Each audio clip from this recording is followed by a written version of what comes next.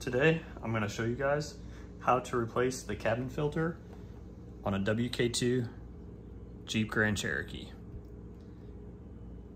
First thing we're going to do is come over here to the passenger side and open the passenger door. Next thing we're going to do is we're going to pop the glove box down and we're going to empty everything out of it.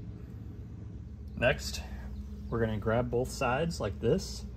We're going to push inward, and that's going to take these clips and pull them out of their holes that they're in and let the glove box just fall down. Make sure you get a hold of it so you can set it down on the floorboard. Next, we're going to grab this cover here, which is where the filter is located. There's a little tab right here. We're going to pull that out. That releases the cover, and then the cabin filter is right inside there.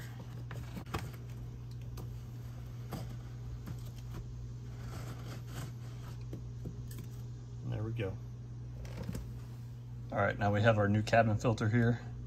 Your filter should have little arrows on it, and that's the direction of airflow.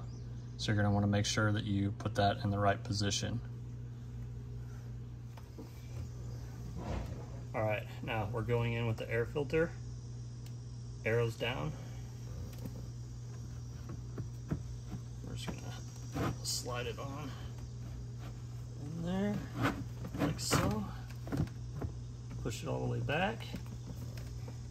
Now we're gonna grab our cover.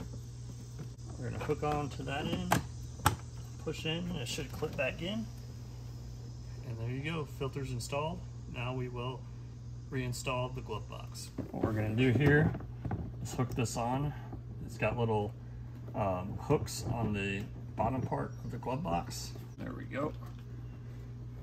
Now we're gonna push in the tab on the left side. There we go. Now your cabin filter has been replaced.